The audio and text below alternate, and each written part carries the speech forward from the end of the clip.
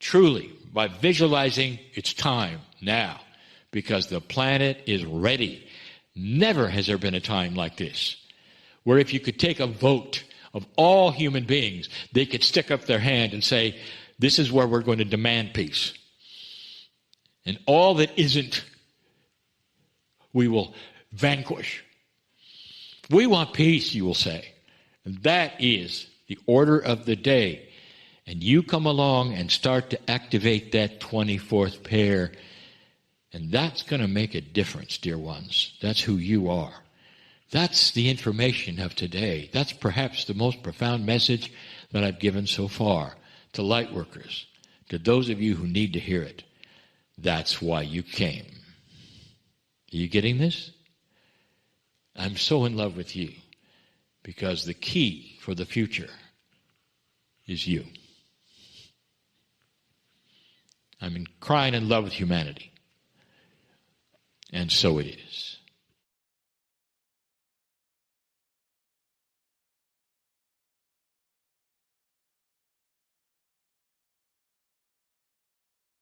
Greetings, dear ones. I'm Kryon of Magnetic Service. The channel is basic, but it's something you need to hear, and you need to hear it often, all of you. How many of you feel isolated? Isolated perhaps in a way that is beyond that which simply is a human in your body, in your civilization, in your society. How many of you feel isolated perhaps from everything that's happening? I want to give you some perspective. That isolation is a result, dear ones, from what you've been told. That you feel perhaps that you're not included in some way. There have been many, millions, over these many hundreds of years that have been given information in a profound way that sticks in your psyche. You grow up being told things and they stick, and they can't unstick, and you can't unknow them. And most of you have grown up feeling that you are isolated from that which is the Creator. This creative source which we talk about, which made the heavens and the earth, and the source did. That in the process of making the heavens and the earth, I've told you, that souls always existed. They were not created separately. Now, this is very difficult for some of you to understand. You'll say, well, didn't that happen in the Garden of Eden when God put us here? No, dear ones, that did not. That's another story. But that particular story is when you got your soul. When the human race itself got that soul, which is eternal. That soul existed, always did. That soul existed before there was time.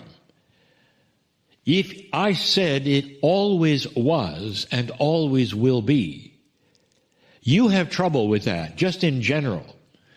Humans in general look at everything linearly. Everything must have a start, a beginning, everything.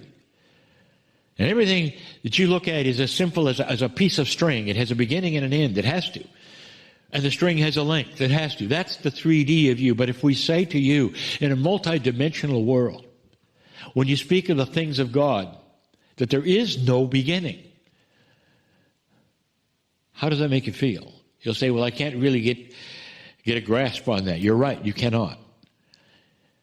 But assume that it's correct, and assume this, that this Creator who created the heavens and the earth had a situation, if you want to call it, where you were part of it.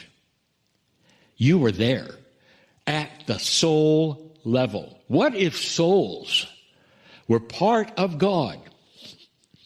What if the creative source itself is a collection of souls, as well as the beauty and the power and the splendor of the creative source itself?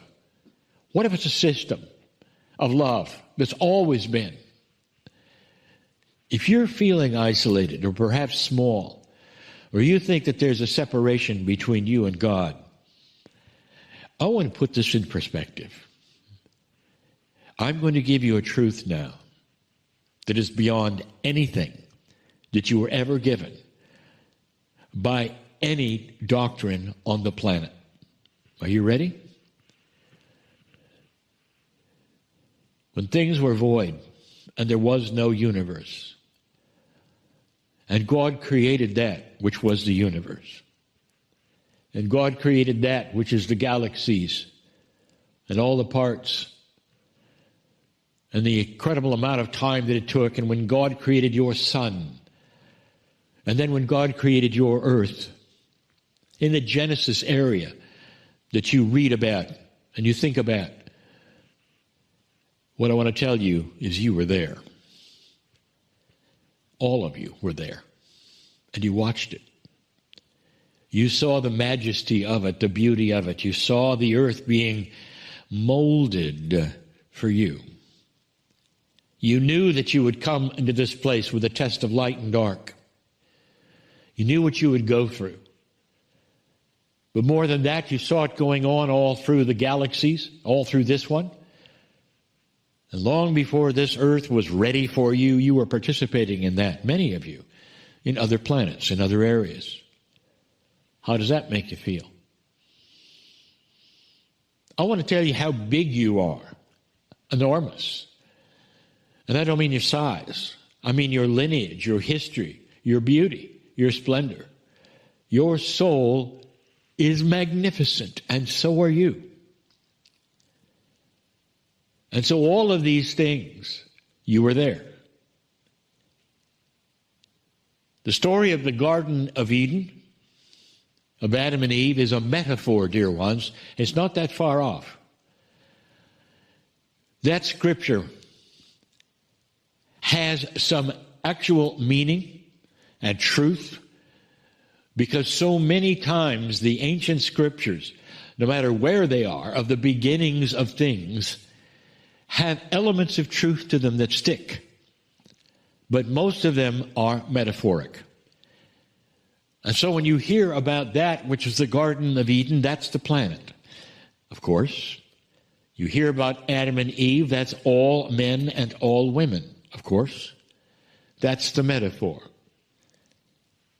And you hear that an angel came down and imbued both of them, or all men and women, with something they never had before. It was time for them to receive their soul. The divinity then became something that was part of you. And even your DNA changed at that moment in time. That's when you got your soul. You were standing in line for that one, dear ones. You were there. All of you were there. Not just a few. Not just a few that came to earth. All of you were there. Looking in, looking down, if you wish to say, watching the process until it was your turn to come into this planet at whatever time it was to come in. So many of you that I'm talking to are what I would call old souls. I'll say it again, this is a school. The more lifetimes you've had on this planet, the more experience you've had. And it's cumulative, and you remember enough of it from lifetime to lifetime that you start understanding how things work.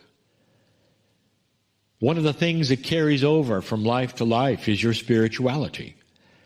Those of you who are shamanic, who asked the right questions, who learned about the energies and all the things you talk about today, that stuck. It was inside your DNA, inside your memories, at the cave of creation. What I'm saying is, you pick it up when you come in your next lifetime, and you carry it. Your search for God is innate. It's intuitive. And those of you who did it lifetime after lifetime, you come in and do it again. That sticks. The wisdom that you've learned for certain things, that also sticks.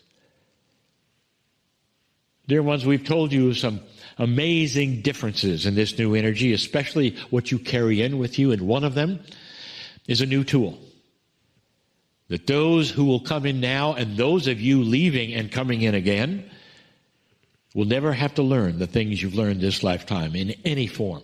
It all sticks. That's new. That's a new paradigm. That's a new energy. That's what the new magnetics of your earth are about. All of that. So that you're going to have more light in the future than you've ever had on this planet. That's where this is going. But in all of these things, I tell you, you were there. You are not disconnected from any of these processes. Part of the issue and the plan, the system, you come into the planet and much is hidden.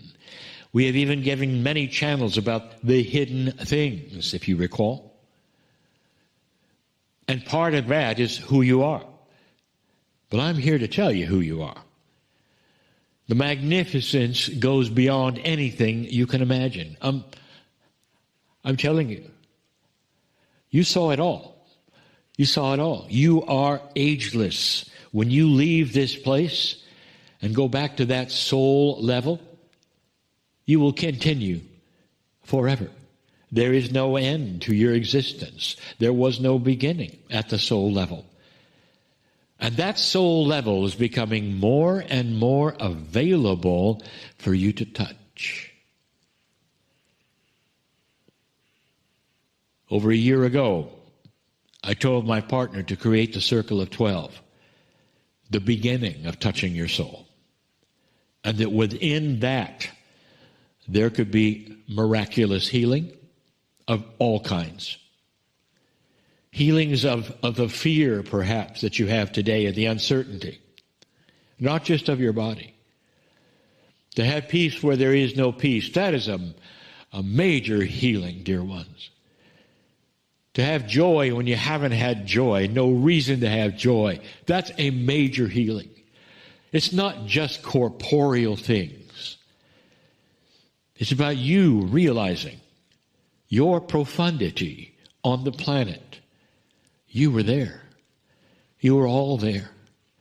Bigger than you think, more included than you think, with guides and angels and an entourage around you everywhere you walk, waiting for you to acknowledge them or know that they're there, or be more aware and more informed about actually who you are. It is a spectacular truth, dear ones, and you were there, all of that.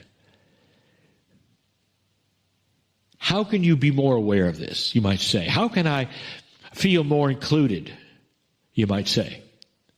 Why don't you ask for it? Dear Spirit, you might say, help me to understand and feel who I am and the lineage that I carry of humanity.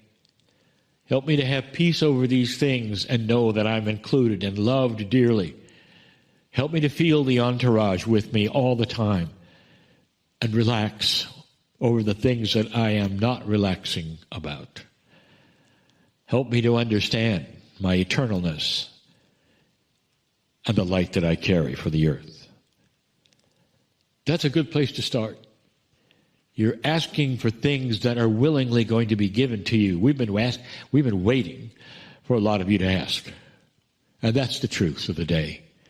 That's the biggest truth I could give you today. You were there for all of it. I'm crying in love with humanity. And now you know why. There's a lot to love. And so it is.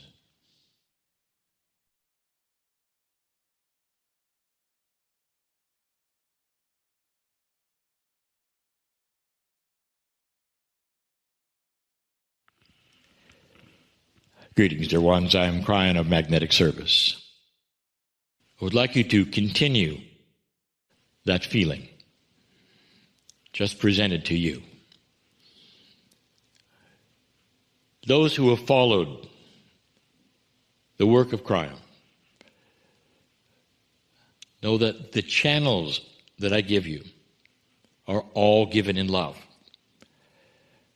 We don't give you advice and then tell you have to do something. We love you enough sometimes to beg you to do it. But there's no have-tos. But the advice that I would give today is different, perhaps, than what I've said in many weeks. It has a lot to do with the meditation you just heard. I'm going to call this the love channel, where I just sit and love you, where we have a talk, you and I. What'd you come here for? What's going on? If you could just talk to me, I'd like to hear it. And when you're done, I'll give you some advice. If I could give you a list of things that would help you right now, I would say the first one is to throw away everything you know. Everything you think you know about yourself, everything you learned, and understand that you can wipe away the slate. And to those who are invested spiritually, you've learned a lot of things from a lot of people. And those things often presented to you are the best those people had, those leaders had, for an older energy, where truth and love and compassion and kindness didn't rule the energy as it's starting to now. That's one. It's called a reboot to many, a technical current term. Number two, get ready to become renewed, refreshed, and go to work, you'd say, on yourself spiritually in an entirely different way than you ever have before. In order to do that, there will be many who will give you this advice, and I'm going to give it to you as number 3. Stop everything you're doing and relax. Relaxation is going to be the key to so many intuitive flashes that you're going to have. Again, I'll tell you something I've said before, that some of the greatest inventions on this planet by very famous inventors whose names you know have all come when the inventors were not thinking about it. So they'd be in their workshop puzzling over a question, an issue, a how-to, what if, what's the solution? And then they go home. And then they're reading a book or they're at dinner. And in comes the solution. What did that take? It took them to relax and be for a moment out of the puzzle themselves, removed from everything, almost in a daily renewal cycle. Eating a meal, having some sleep, waking up with an answer they did not have before. This is the way all of consciousness works. There's a reason, dear ones, why you have to sleep. Now, biologically, there's one reason. Metaphysically, there's another. Psychologists will debate what happens and why when you sleep. Metaphysically, it's all allied to many things a psychologist may not agree with. It goes into who you are, what you've experienced in past lives, what you're experiencing now, the subconscious programs and patterns. They all surface. Some have asked, well, if that's the case, sleep is often not the answer. You're right. Enter meditation. And that's why a meditator does what they do instead of counting on sleep as the refresher. And what is meditation? If you'll ask those who teach it or who do it often, and there are many who do and some who never need to, they will tell you it's a rest time. It's a time where things occur to you where they wouldn't during the day when you're at work or around the house or doing the things that you need to do simply to survive.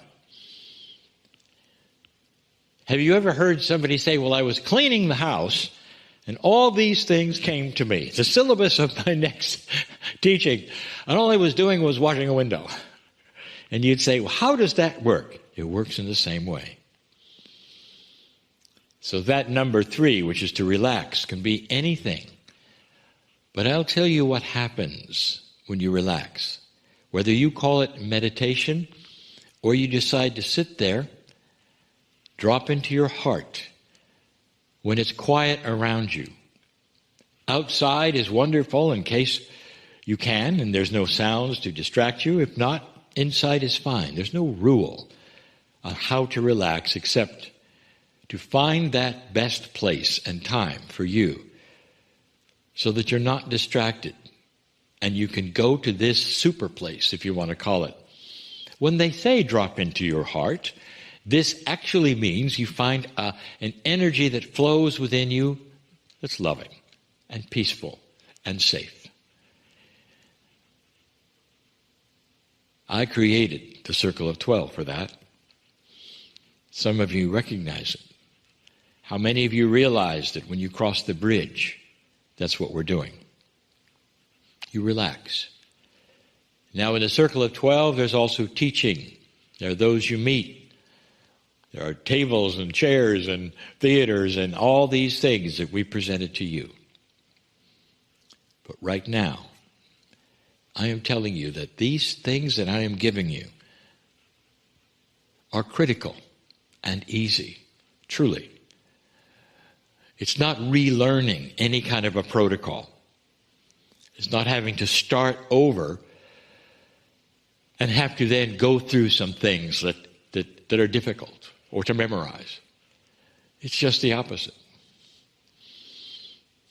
Try to wipe out those things that would irritate you or you think you have to do, and realize that none of that is important. Not really. Not really. And understand that there is a reset going on in your life, if you wish. How many of you have felt this intuitively? Something is happening to you now in these years that you didn't expect, that actually you could define as a reset, a paradigm shift, a new you. Old soul, that's why you came. Old soul, if you are feeling that, that's what I'm talking about. There are so many who start to feel those things and worry about them. That is very human. The true answer for you to intuit what is next for you is to relax in the arms of Spirit and don't plan anything. Don't plan anything. Relax and know you are part of a grander love plan. Relax in that things will be shown to you in the way they should be. Quickly, slowly, it doesn't matter. All of these things, I tell you, so that you will understand relaxation is the key to knowing what the next step is. What if you, when you're relaxing, find the solution to an invention? And the invention is you. Going to that next level or beyond, as we have said before, and what that might feel like. Or, what if it's a relaxation that says, not yet. So just relax until we get there, until the timing is right. And don't fear. And don't worry. And in the process, feel that love as a healing love, so that nothing will interrupt the next step. I give this love channel to you. It's simple, isn't it? It really truly is. I think that you reinventing yourself is as easy as dropping into your heart and saying, everything I learned, I am now ready to put away and see instead a greater love and a beauty I have not experienced yet. I don't know what it is, but I'm okay not to know what it is. And just sit and feel the love of God. Can you do that? Oh, it's so beautiful, isn't it? And so it is.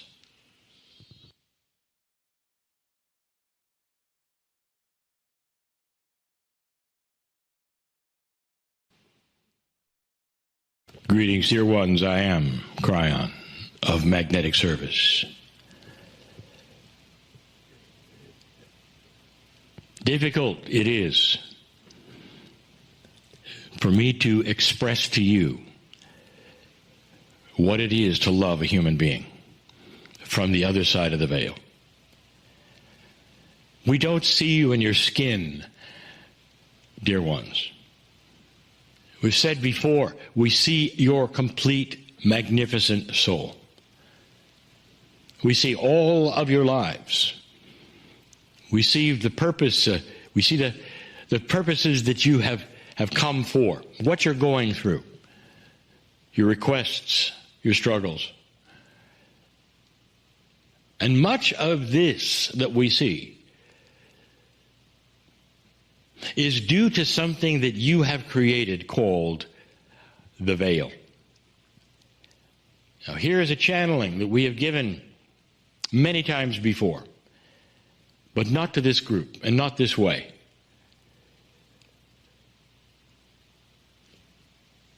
There are some who have said if there were no veil, we'd be so much better off. We would see things and we'd understand our divinity. And I say to you, if there were no veil, there would be no test. The test is not of you, dear one, or your soul, dear one. The test is of energy on the planet. It's a planetary test. That's why you come in with free will and duality. You get to see all the dark things and all of the light things and make choices of your own. Now, since you're watching this particular program or listening to it, you're probably very aware there is a struggle on the planet. There always is. We talk about the balance of light and dark and how this balance has changed, especially through the last years. That light is starting to come forward in a way, just very, very slowly, that you start seeing things you never saw before. And society itself is starting to be a little better at the integrity issue. Society itself is starting to wake up to grander truths. And that is something you're seeing universal in your country and around the world. Not just for light workers. That ought to tell you something. But all of this seems to be postured by the veil. I want to talk about the veil, and I want to give you some information about it. This separation between you in your human form and that which is the magnificence of God is not a veil that was created by the Creator. You created it. You created this particular separation as an item that you would experience when you came to the planet. And in that, I tell you, since it's your veil that separates you from that which is divine, you're in charge of it. So this veil that you talk about is not something that was built and created by the workers on the other side of the veil to keep you from seeing the truth. This is something that you created on this planet even before you got here, to keep you from seeing things that would then not be fair for duality. But what is happening in this, I want to tell you, is that this veil, not only is it moving, but it's becoming more transparent. And that is also your doing. Now, because it's your doing, you might ask the question, well, if we're in charge of where the veil is collectively, will there ever be a time when it's gone? Oh. Let me take you in your imagination to another planet, and we'll call that another Earth. Let me take you there for a moment. And let's say that other Earth has had the same issues you've had. And now you realize I'm taking you into the past. A faraway place in this very galaxy where there's another place where souls are struggling and went through this and had these kinds of things and even did worse kinds of things than your societies have ever done, where they actually participated in genocide and came from a very dark place. And then they had a shift. And through the years, their veil started to diminish. And through the years, many of them, they realized their divinity. They were just like you. Their tests were much like yours. They had duality, they had light, they had dark. Their planet was different than yours, but they had the same attributes. And then one day, the veil disappeared. All of their doing, and they had worked hard for it. And it was a day of celebration. And in that time, they saw the majesty of God and the love for them, and they became an ascended planet.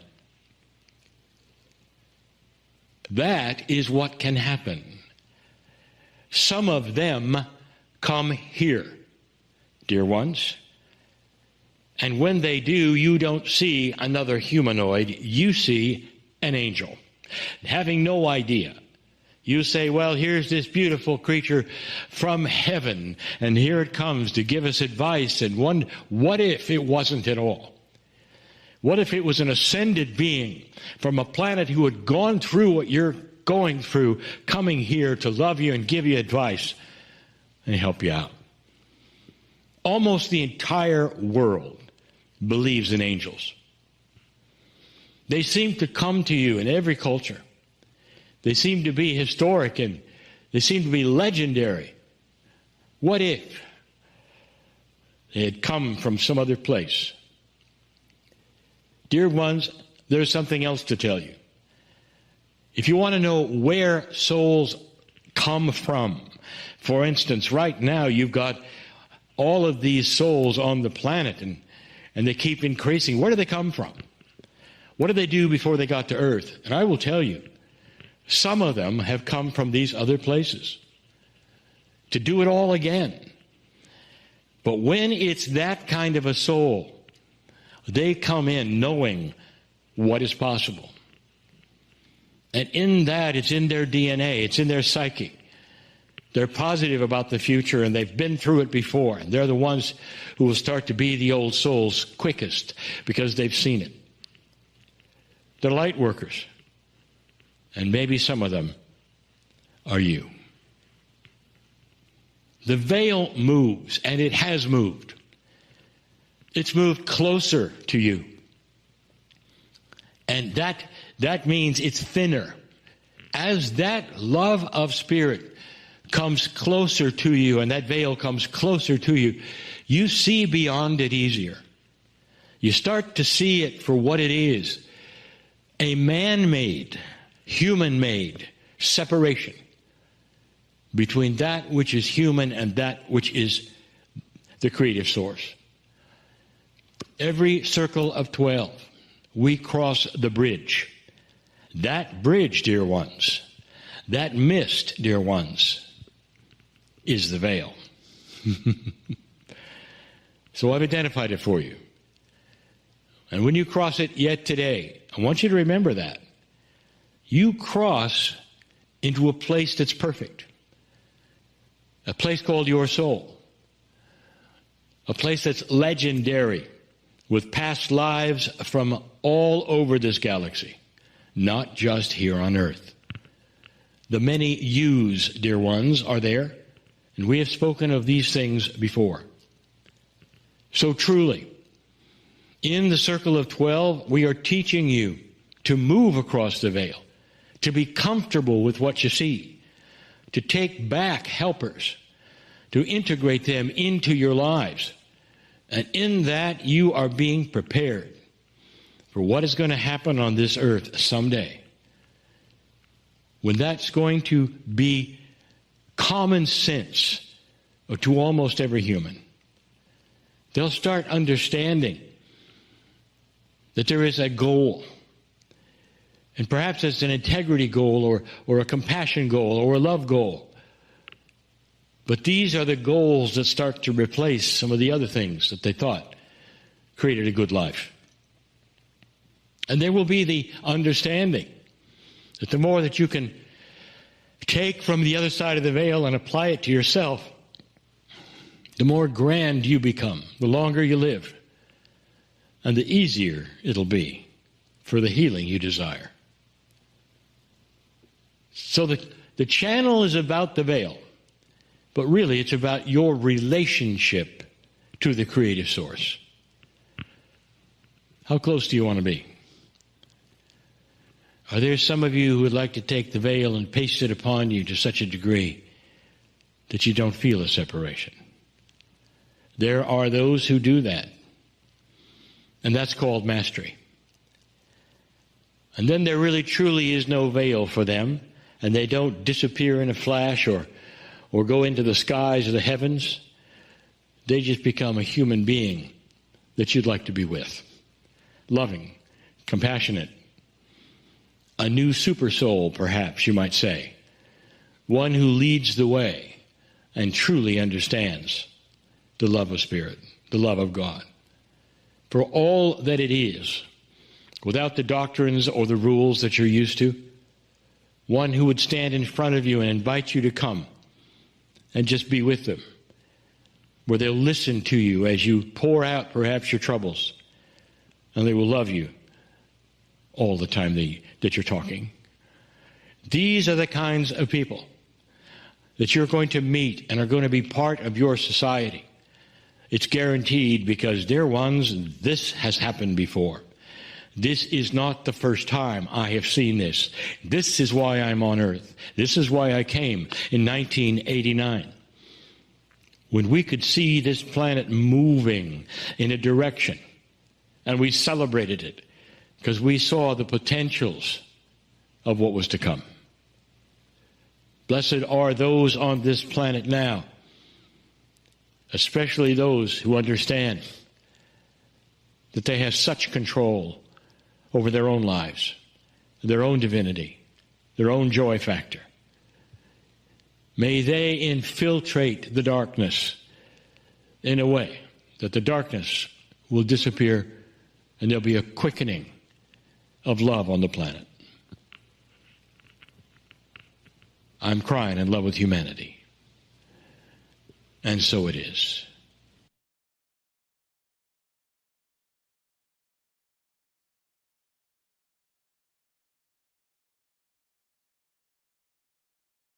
Greetings, dear ones. I'm Kryon of Magnetic Service. There have been so many questions about how to.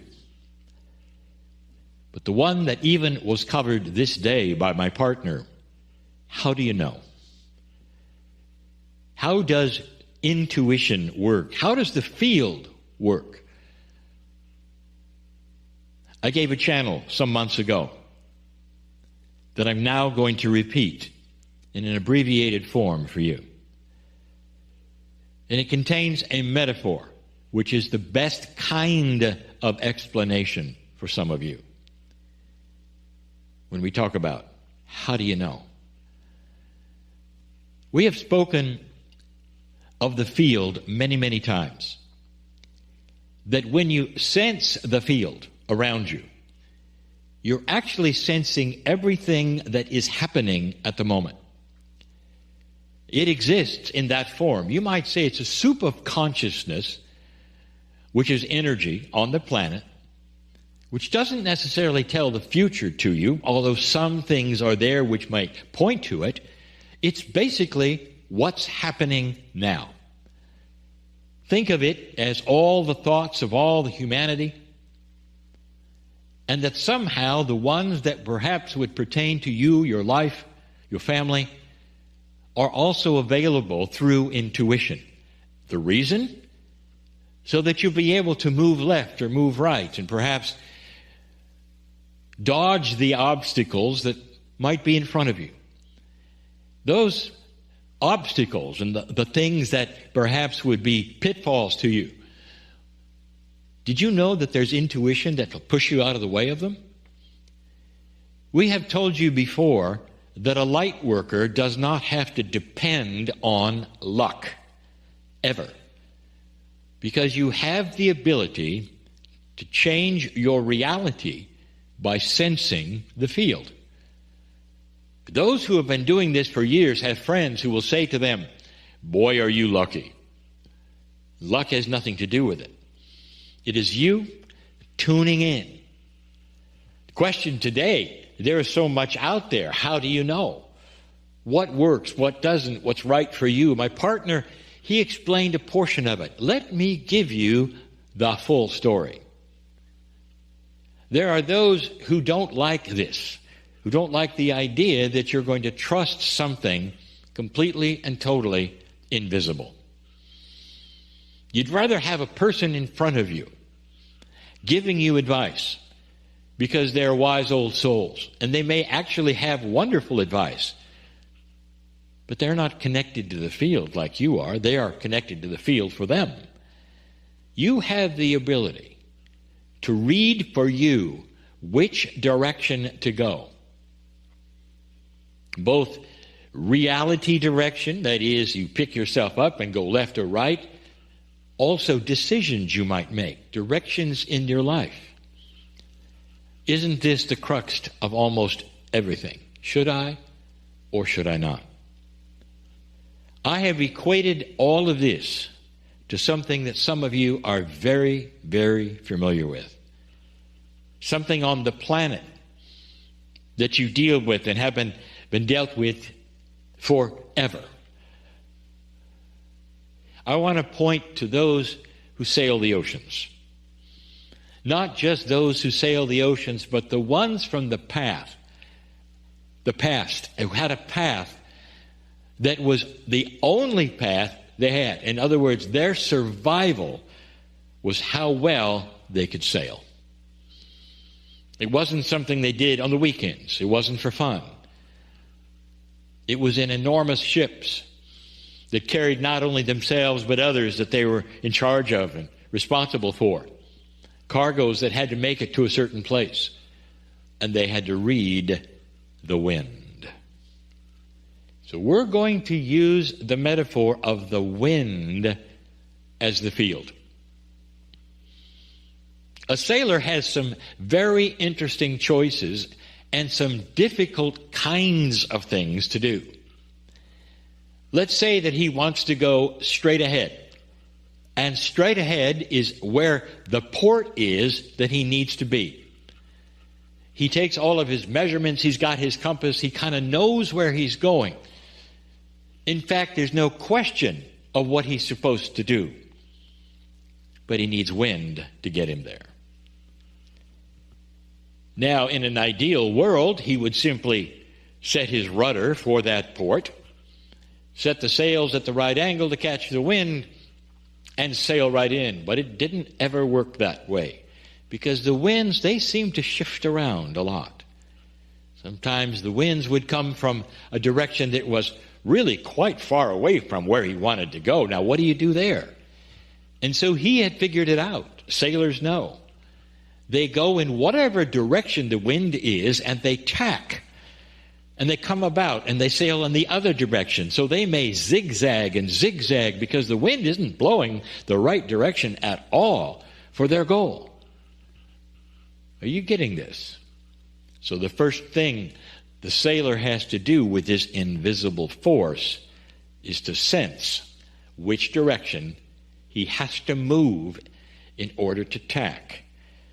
That direction, which will take him left or right, seemingly a far out of his way bearing he has to go to, so he can then turn and go to another and turn and go to another And although it may not be very efficient, his goal is achieved, and eventually he'll get into the port. And so picture yourself for a moment with this metaphor. You sit and you have decisions about which way to go in order to get to that goal. Now, what is that goal? Let's say it's a goal of continuing the love in your life. The goal is to continue survival. In other words, it's a basic goal, the goal of health. Something that you have to do that's going to get you there. And yet the wind is blowing in the wrong direction. And what I mean by that is somebody comes to you, or there's an interesting situation that occurs. You say, well, that's not really what I had in mind, and I don't really think that that's going to take me in that direction, but I want to do it. Yes or no?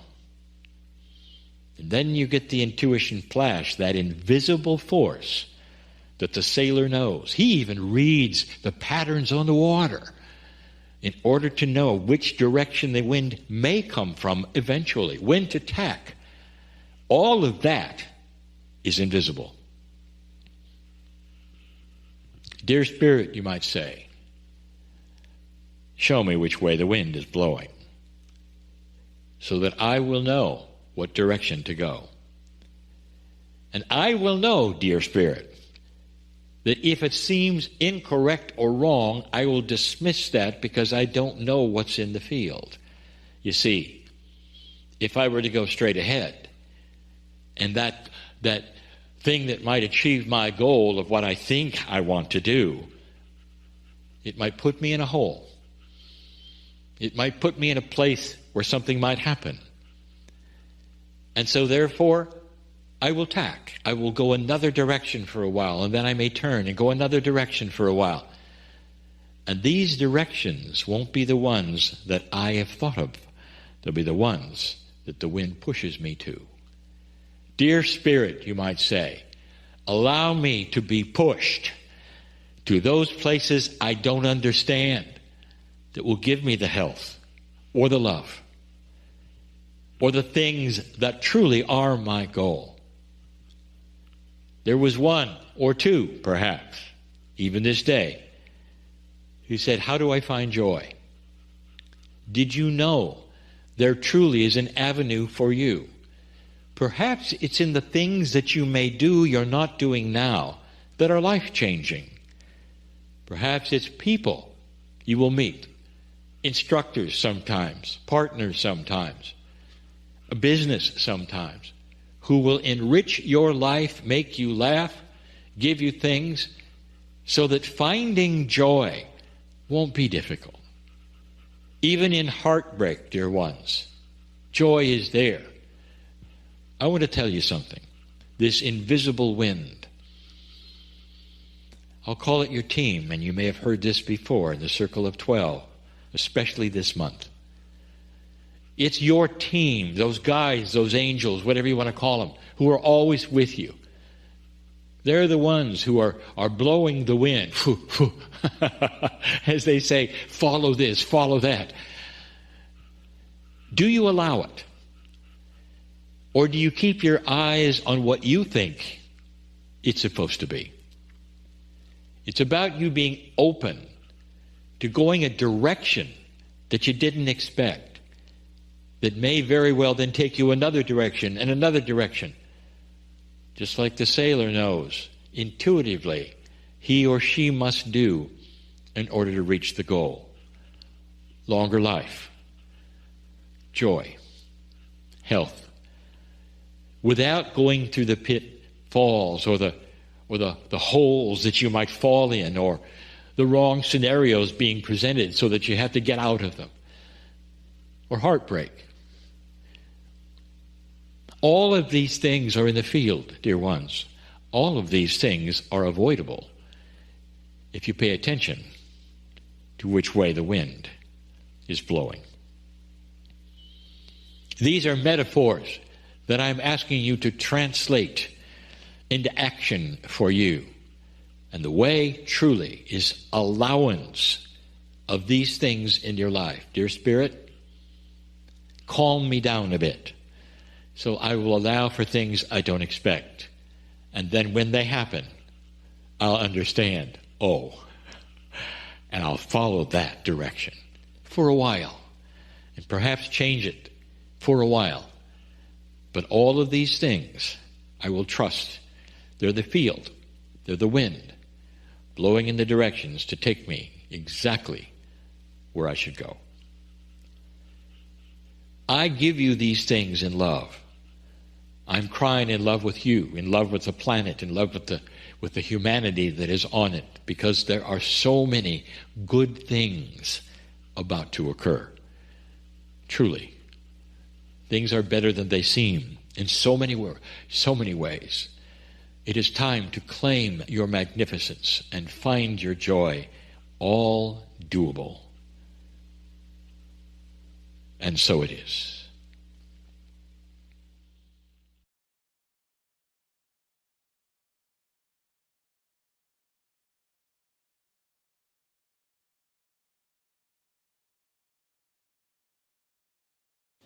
Greetings, dear ones. I am Kryon of Magnetic Service.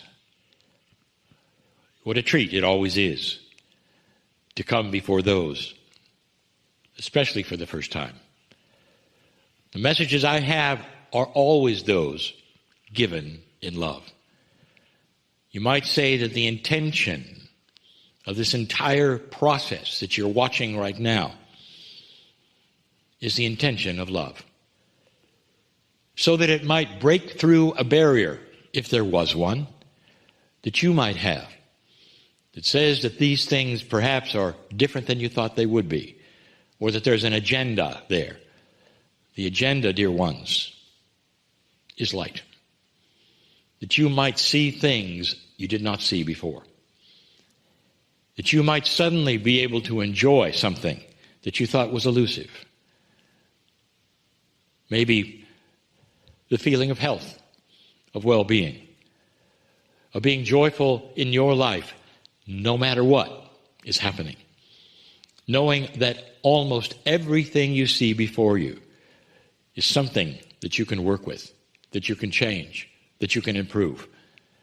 Dear ones, you did not come here to suffer, or to be in stress, or to worry, or to be fearful. It seems to build its own hole, doesn't it? Worry and fear.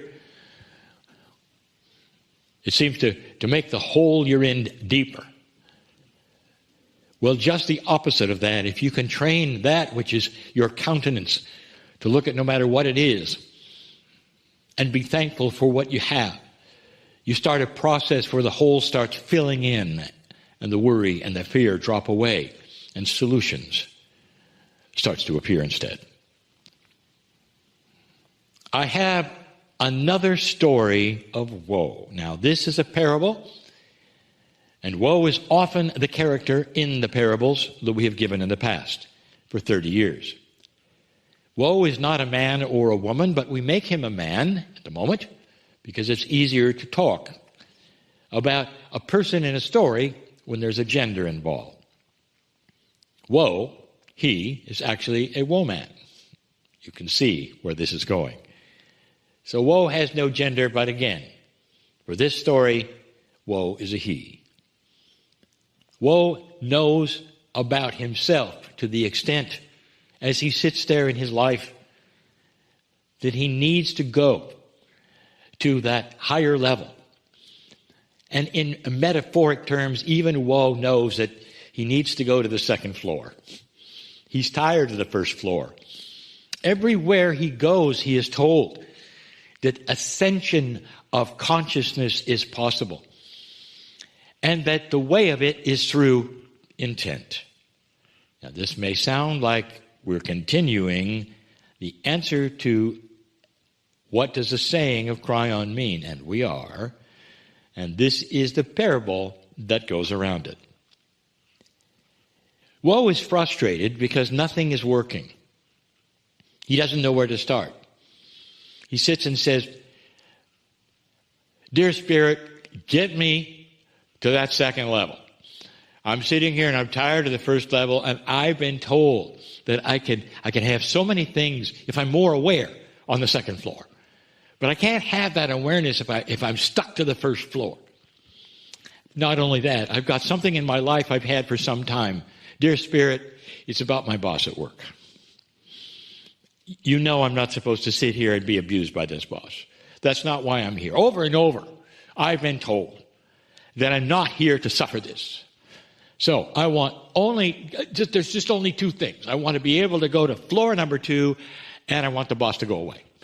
It's not too much. I believe that I can create these miracles in my life, and this is woe. Well, those are good thoughts.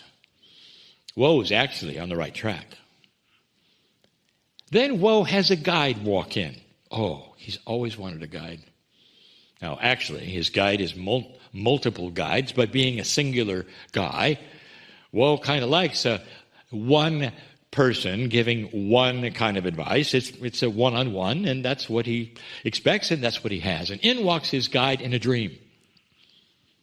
Woe, I see you there. I see what you need. I see what you want. Everything is possible. Woe, I'm going to give you a vision.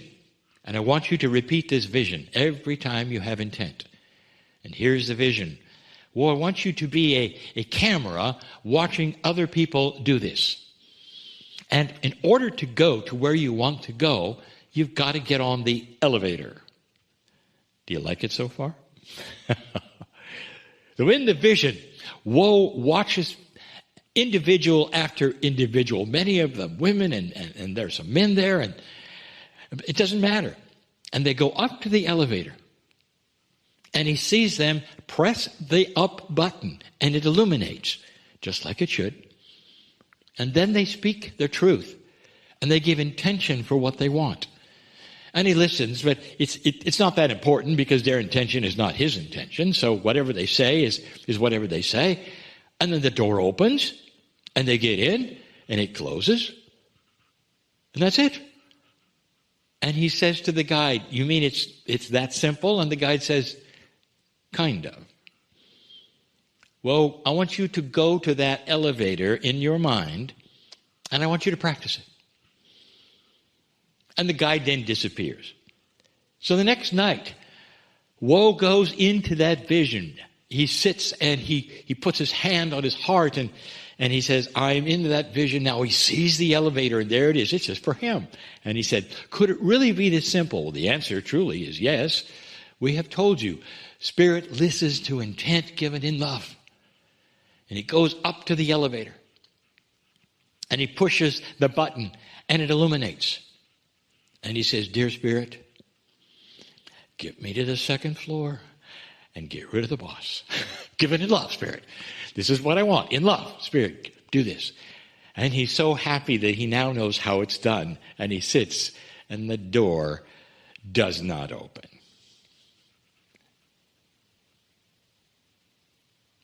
The light on the up button, it stays illuminated. But the door doesn't open. So, of course, he repeats it.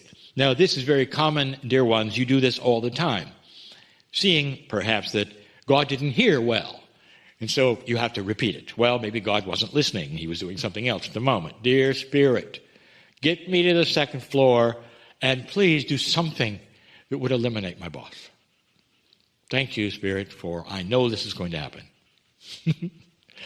And the door doesn't open.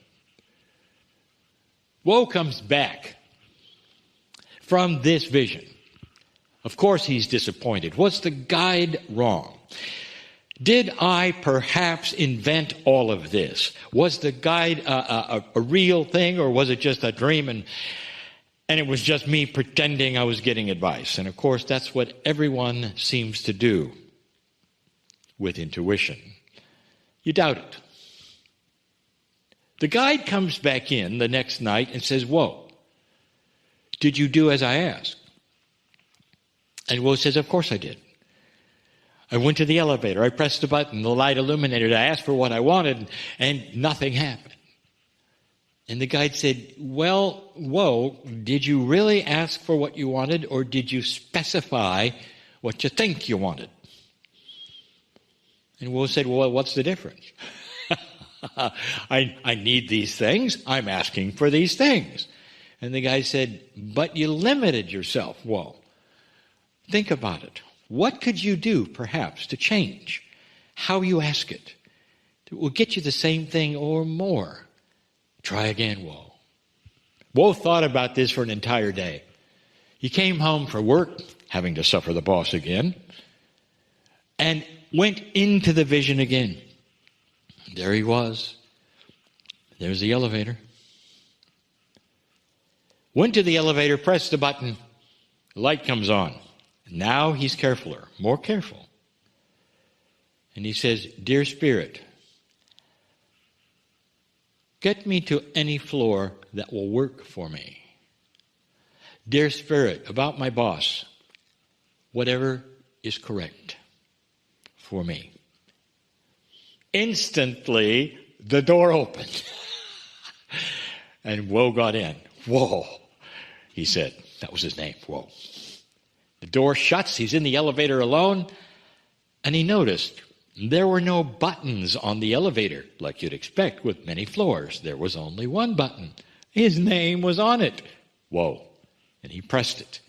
He felt the ascension, the feeling of a lifting. And there he was. And it went and it went and it opened. And there was a bit of disappointment because when it opened, it was the same floor. He got off on what he thought was floor 1. This is where he wanted to turn to his guide right now and say, "What is this? I'm back on the same floor." What would his guide say to him? Well, perhaps you can invent something at this moment. Is it the same floor? When it looks the same, but the energy is different. I'll leave that to you. Woe realized immediately he was lighter, meaning he felt different. He felt more joyful on what was to come. He realized that whatever floor he had been taken to was something for his countenance, for his soul. It wasn't going to look different. There weren't going to be angels walking around. It was still floor 1, but a new Woe. And then he went to work. When he got to work, there was a celebration happening. There was the boss. Oh, he's still here. Maybe it didn't work very well. But there was a celebration, Something was happening. Something was going on. When they saw Woe come in, everyone was joyful, and they said, "Congratulations to all of you." And Woe said, "What's going on?" And they said, "Well, it seems the boss has been promoted to the 2nd floor." And Woe, he was laughing and laughing. The floor that he was asking to go to is where the boss was going to. And in the process, Woe, you are now the boss of the 1st floor.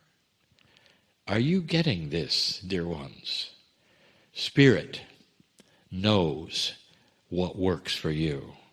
Spirit knows. You don't. You really don't. You're only making things up that you think will work. Dear Spirit, as I press this button, give me what I need. Don't specify what you think is the answer, because that limits everything. Instead, intent and in love. Dear Spirit, I love you. I'm in love with myself enough to ask for all the things that are good in my life and the others around me to slowly evolve. And I'll get in the elevator and I won't complain that I didn't get exactly what I asked for. I got more. Whew. How about it? Are you okay being on floor 1, but having an ascension consciousness? Get used to it. This is the future. I'm crying in love with all of you. And so it is.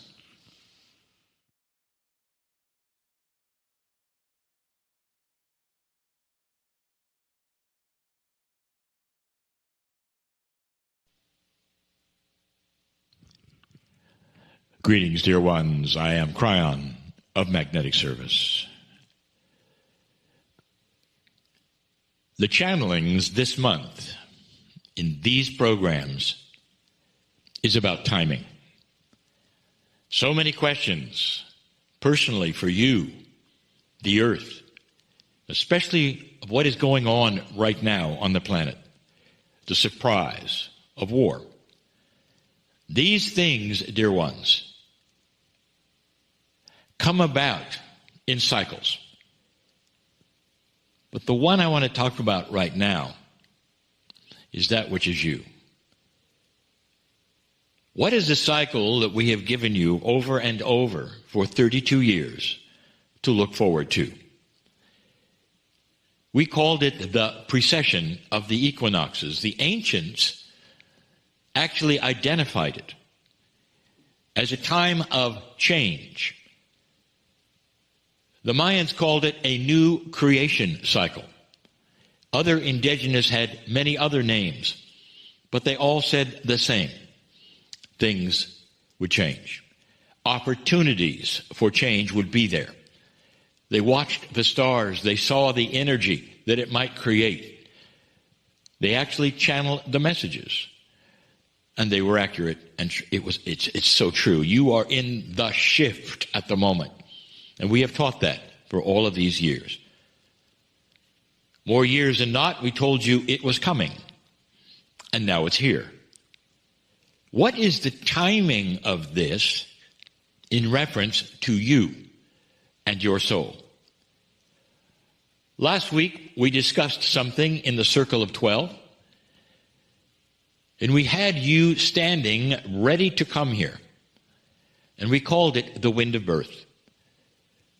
We also then described you in that area as heroes in the making. But the question remains, did you actually plan on being here at this moment? Is there some kind of Akashic timing that would help you to be here? The answer is this. It's more profound than you think. Now let's go back. We have given you a lot of information about you as an old soul. And if you have been reflective in this and have studied any of those messages for yourself, you might recall that old souls are those who have been in this school of earth many, many times. Your Akashic record would read that you have had lots and lots of lifetimes, especially on a planet where through centuries the lifespan was very short. So you might imagine, if you've been here since the beginning, how many thousands of lives you've lived. But you don't have to have been here from the beginning to be an old soul. You just have to have an experience on the planet which is lengthy, perhaps even several hundred years to have been here over and over. And what happens each time is that this Akashic record of yours collects wisdom. It collects the been there kind of energy where you wake in the next lifetime, often in the same culture, and you have a more comfortable lifetime because of it, because you know a little more of what to expect. Many times you can see things coming. You can make adjustments because of it. Or you'll have that deja vu experience, been here, done that, I'm not going to do that before, and make adjustments. So what I am saying to you is that the timing often of things that happen to you on this planet, your planning, is wiser than those who are not old souls. Where are you going with this, Kryon? I'm telling you that the more lifetimes you've had on this planet, the more you are aware of the planet, of what is here, of how to work with it, of the potentials. You have what we call slogged through old energy for centuries. There's very little light on this planet, dear ones. There are light pockets, and we've talked about that. But suddenly, it's different. This is the shift. It's the one that the ancients talked about. It's the one that we talk about, where the actual quantum field that is around you is being rewritten, rejuvenated, renewed, where the planet is moving into new areas, where the magnetic grid has shifted to allow for higher consciousness energy to be here. And old souls are the key. the more old souls who are on the planet at this time, the better chance you have of pulling yourselves up by the bootstraps and sending light to the earth. Now, take that premise for a moment. We need you, old soul. Let's say that you have started a lifetime, and maybe it was only 30 or 40 years ago. And that lifetime came to a quick end, and you only made it to perhaps 25, 26 years old, and then you passed. There would be those around you. They would say, how could that be? They were on a trip that was enlightened. We could tell that they were very wise. How could their lives be shortened so much when they had so much to do? Now get ready. What if that was in the plan? Your plan. So that you could have one more short lifetime and come back and grow up so you'd be an adult for the shift. And the reason is because we need you at a certain age. And that certain age will mean so that you could teach others better. So you be seen by society in a certain age group and do a better job with what you are here for. I just gave you something to really think about.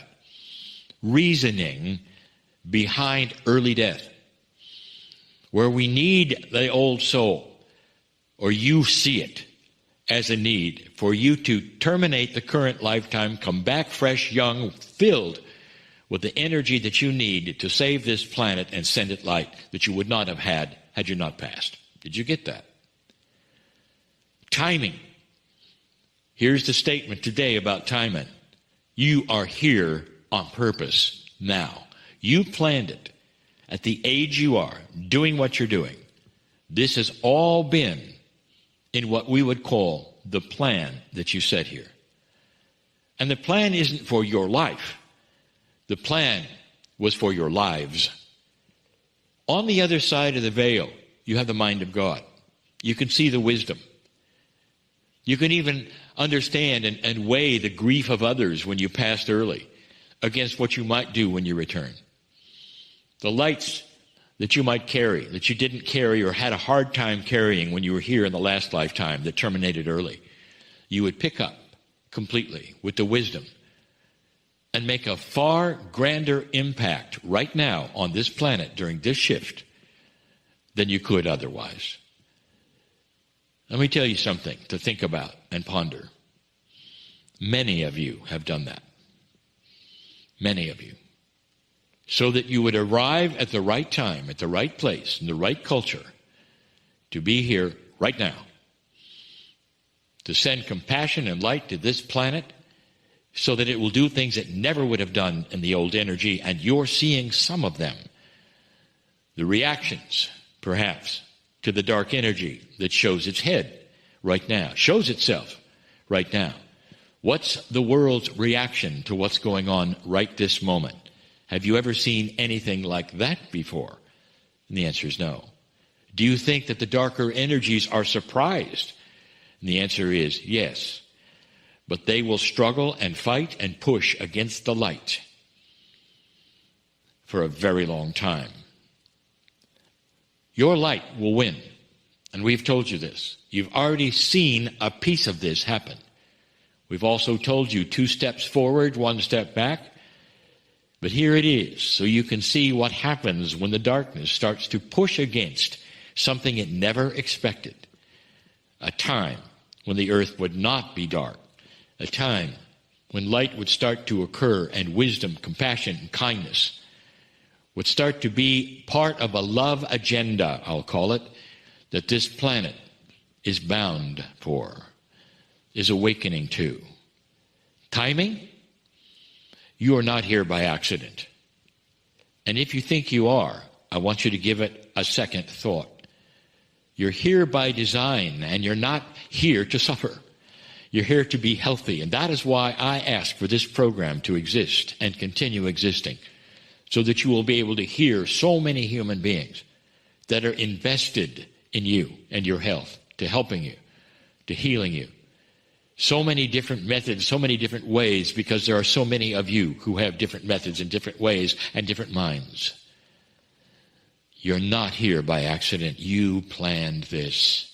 So, old soul, if you are in my hearing range right now, I'll tell you this. Go do what you do. But understand that you have an entourage behind you who wants to lift you up and take you to a place where your light will shine and show. Don't let things get to you to beat you up emotionally or spiritually because you see some darkness or don't understand something. You're here to thwart it, to change it, to convert it to light. It's not an easy job. That's why they call it the Lightworker. That's why you're here.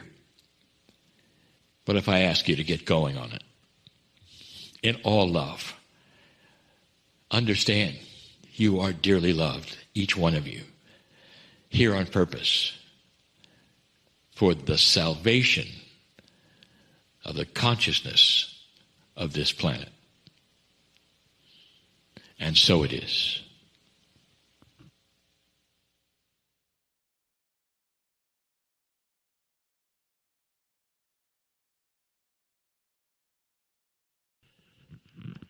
Greetings, dear ones. I'm Kryon of Magnetic Service. Let's continue this theme of what you might be able to do for yourself. I'm going to entitle this particular channeling, Keeping the Light. There have been so many who would say, how do I maintain that which I believe in a world which is darker than I thought it would be? Indeed, this is a time of revelation, truly of revolution, when it comes to dark and light. And one of the things that I have told you about an awakening planet is that before the light emerges, there is a period of darkness, seemingly, especially to the Lightworker. And I've akined this to the metaphor of what happens, even in your home, when suddenly you turn on a much brighter light than you've ever had. And the answer is, you see the dirt. That's what's happening. And it will continue to happen on this planet for some time. And so in this transition period, there is revelation. You are seeing things that you didn't see before because the light is brighter. Now, your perception, to many, is darkness. You'll say, there are so many things that I'm seeing now that never were there before. The world is getting worse. That is a perception. What if the light is being turned on and the things that you're seeing now were always there? You're just now seeing them perhaps a little clearer.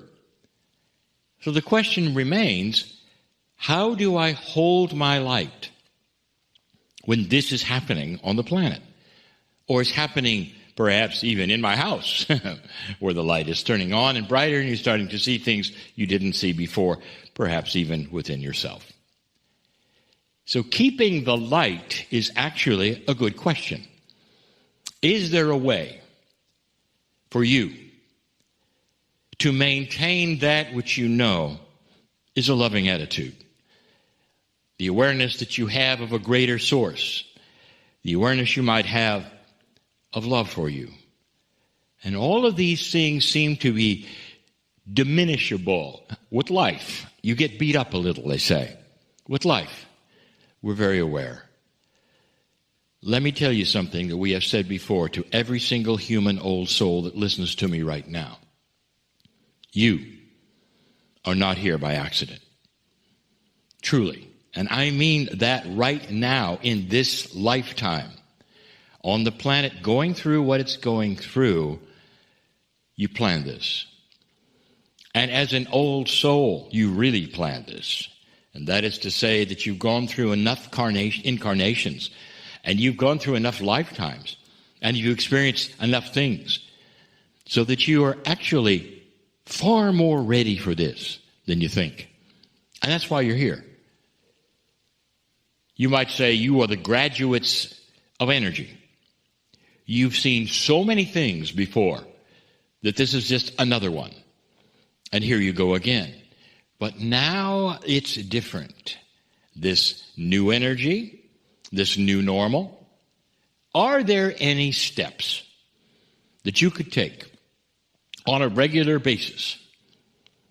The things that perhaps we could suggest that you do on a routine basis and mean them, that would actually create more light in your life?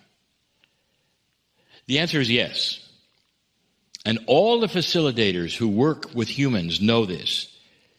It's about the linearity you have. It's about talking to your subconscious. It's about the affirmations you do. It's about keeping the light going in you. And yes, there are some things that work. And you might say, well, they sound just like routine things. And they are, and they work. And they work because they're a routine for you. Your subconscious needs the things I am going to suggest. And through the routine and the repetition of them, what happens eventually is that you cognize them to be absolute truth, like affirmations. You might say you're reframing your subconscious by the repetition of the light that you're going to give it. So let's start at the beginning. I'll give you just a few things that will help you. Number one, when you get up in the morning, whether you're alone, whether you're with a partner, when you put your feet on the floor and swing them around from where you're sleeping, wherever it is, as soon as your feet hit the floor, a routine. Think to yourself or say it out loud as you wish, whatever. Dear Spirit, thank you for this day. I am dearly loved.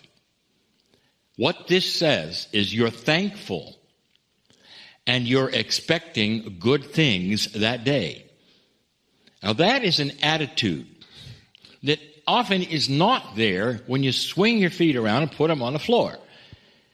Many times you're weary, you're tired, oh, it's another day, an alarm has just jarred you to awakening, all of these things. And now this is a routine. Your feet hit the floor. Thank you, Spirit, for loving me and the day to come. That's one. You start doing that every single day. Watch what happens. It's about the expectation of what's to come. So often the expectation is a bad day.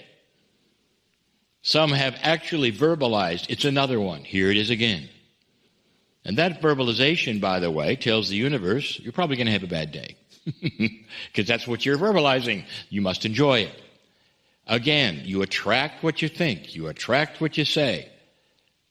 Now that one's easy. The next two are much harder.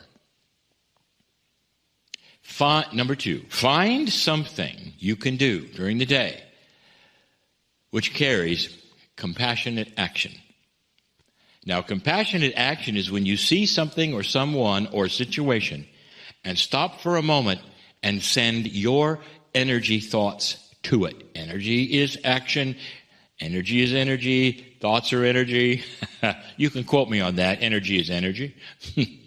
It's so profound that humans have missed this, that what you think has consciousness, and that is energy. You can send it as energy, and it works. You put it into the field. It goes wherever you want it to go.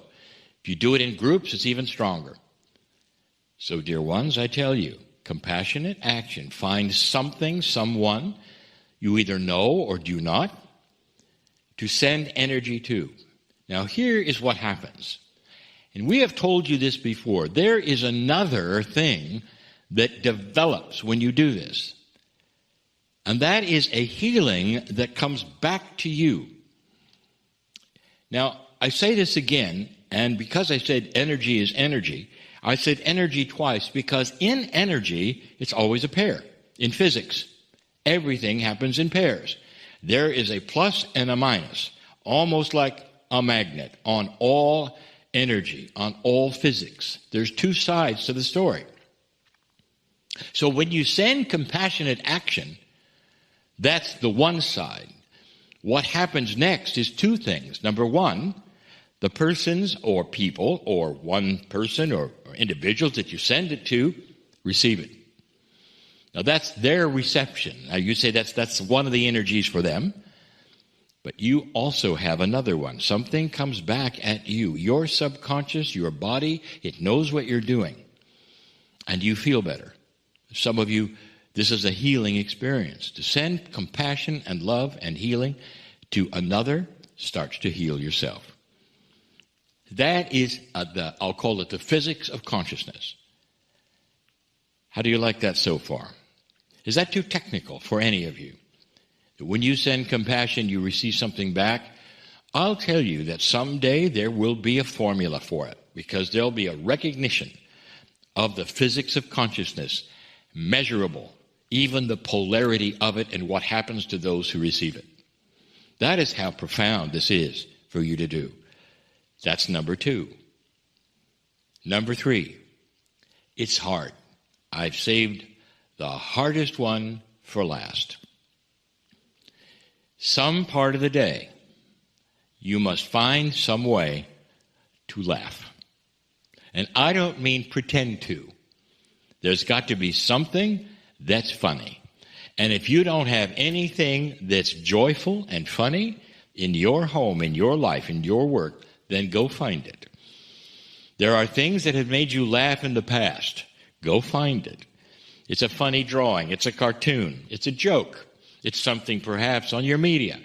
You find it and laugh. Dear ones, this is critical. You must develop joy in some way, even a fraction of it, every day. Even in the midst of your depression. I told you this was hard. Find something you can smile at, even if you don't have the guffaw of a laugh. Find something that amuses you, that you can go back and chuckle at and say, this is really funny. Remind yourself perhaps of a funny time. This is really funny. Or perhaps you'll have help from a partner who says, remember the time when you did this or that? And you laugh and says, yes, I do. Dear ones, these are the three things that I guarantee will create life every single day that has light. Light every single day. Maintaining, keeping that light. That's what this is about. And this is what will happen.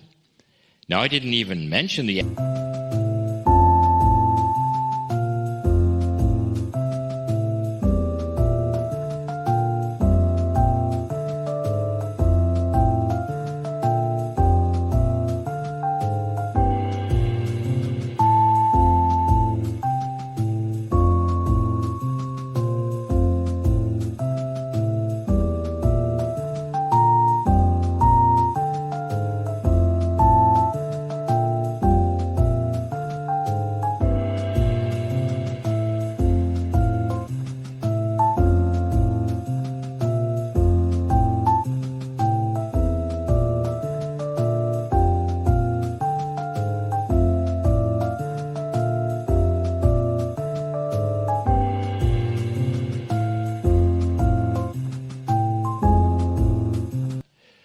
And we want you to be there, understanding it, rejoicing it, and sustaining it. I'm crying in love with humanity. And so it is.